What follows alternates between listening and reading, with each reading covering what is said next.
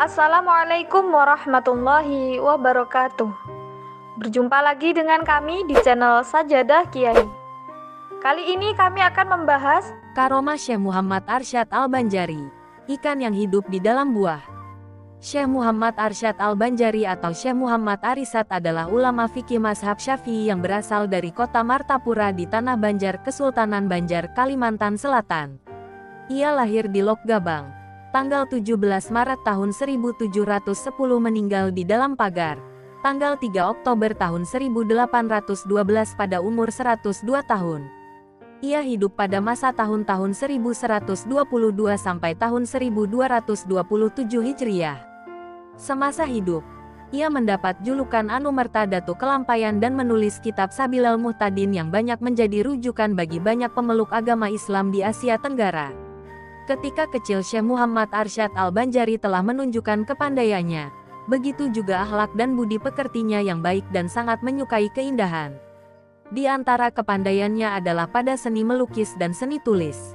Pada suatu waktu, saat Sultan Tahlilullah sedang berkunjung ke kampung Lokgabang, Sultan melihat hasil lukisan Muhammad Arsyad yang ketika itu berumur 7 tahun.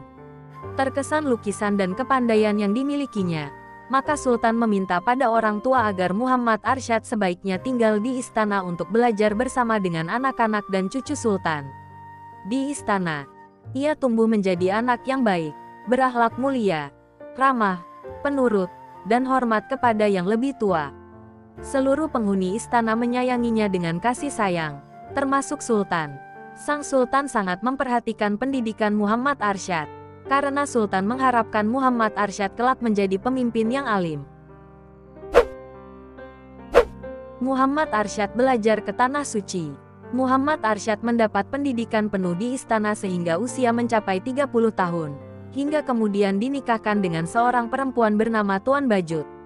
Ketika istrinya mengandung anak yang pertama, Muhammad Arsyad berkeinginan untuk menuntut ilmu di Tanah Suci Mekah. Maka, setelah mendapat restu dari Sultan, berangkatlah Muhammad Arsyad ke Tanah Suci mewujudkan cita-citanya.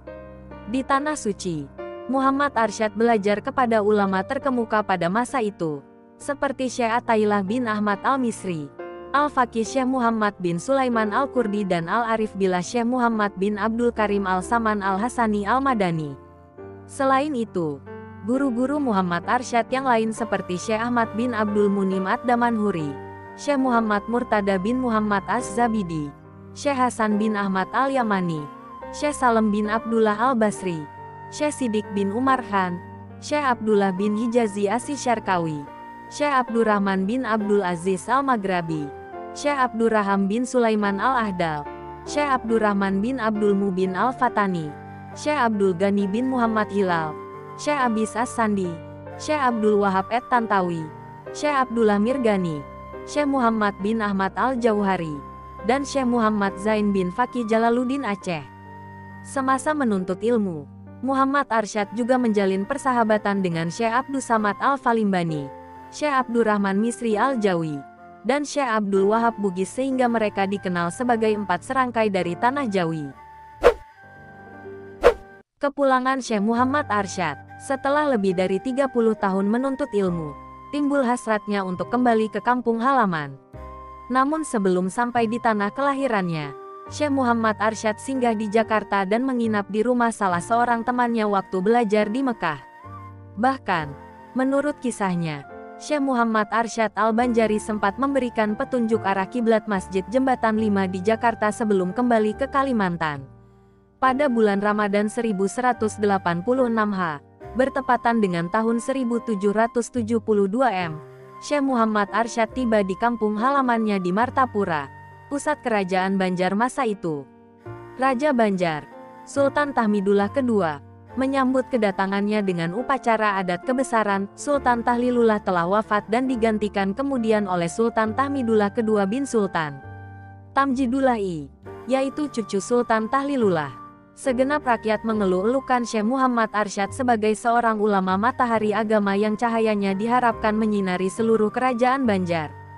Sultan Tahmidullah yang pada ketika itu memerintah Kesultanan Banjar, menaruh perhatian tinggi terhadap perkembangan serta kemajuan agama Islam di kerajaannya. Sultan Tahmidullah II mengangkatnya sebagai mufti. Bahkan Sultan pun termasuk salah seorang muridnya. Syekh Muhammad Arsyad adalah pelopor pengajaran hukum Islam di Kalimantan Selatan. Ulama-ulama yang dikemudikan hari menduduki tempat-tempat penting di seluruh kerajaan Banjar. Banyak yang merupakan didikan dari suraunya di desa dalam pagar. Syekh Muhammad Arsyad aktif melakukan penyebaran agama Islam di Kalimantan. Kiprahnya tak hanya dalam bidang pendidikan dengan mendirikan pesantren, namun juga berdakwah dengan mengadakan pengajian, baik di kalangan istana maupun masyarakat kelas bawah. Lebih dari 40 tahun Syekh Muhammad Arsyad melakukan penyebaran Islam di daerah kelahirannya, sebelum maut menjemputnya. Karomah Syekh Muhammad Arsyad Al-Banjari. Salah satu cerita tentang karomah Syekh Muhammad Arsyad Al-Banjari terjadi ketika ia berangkat ke Batavia untuk membetulkan arah kiblat. Arsyad membetulkan arah kiblat di Masjid Jembatan 5, Masjid Luar Batang dan Pekojan. Namun pembetulan arah kiblat itu menimbulkan kontroversi di kalangan pemuka masyarakat dan pemimpin muslim saat itu. Lalu kemudian Gubernur Jenderal Belanda kala itu memanggil Syekh Muhammad Arsyad, sekaligus ingin mempermalukannya di depan umum. Salah satu pertanyaan gubernur adalah, apakah isi kelapa yang sedang dipegang sang gubernur? Syekh Muhammad Arsyad menjawab isi kelapa itu air dan di dalam air itu ada ikan. Lalu hadirin tertawa mendengar jawaban yang tidak masuk akal itu. Akan tetapi, setelah kelapa itu dibelah, memancarlah air dan keluarlah ikan yang masih hidup dari dalamnya. Hadirin yang tertawa berubah menjadi takjub dan kagum melihat karomah yang dimiliki Syekh Muhammad Arsyad. Terima kasih telah menonton video kami. Jangan lupa like, comment, share, dan subscribe channel Sajadah Kiai, serta bunyikan loncengnya agar tidak ketinggalan video-video terbaru kami. Dengan mensubscribe berarti Anda mendukung channel kami, serta membuat kami lebih semangat dan konsisten dalam membuat video-video terbaru. Wassalamualaikum warahmatullahi wabarakatuh.